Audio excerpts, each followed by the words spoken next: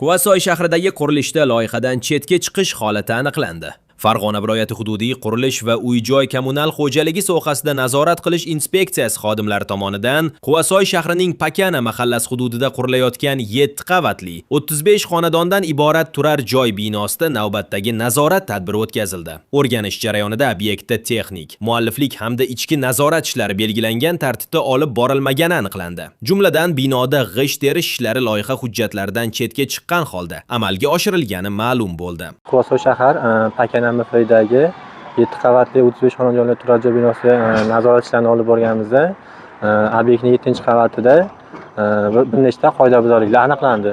Jumladan binoning 7-qavatida g'isht terish ishlarida loyiha hujjatlarida har 525 mm da setka SK1 setkalari qo'yilishi ko'rsatilgan bo'lsa-da, amalda setka qo'yilmasdan devor tiklashlari bajarilganligi aniqlandi.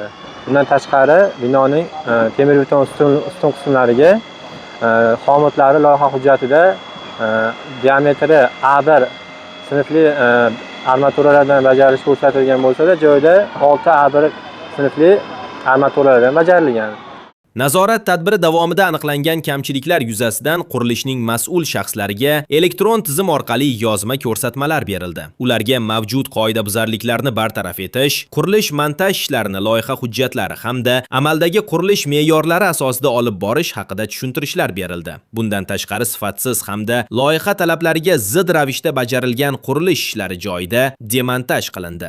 Aniqlangan qoidabuzarliklar demontaj qilingandan so'ng qaytadan loyiha asosida bajarilishi nazoratga olinadi. Mana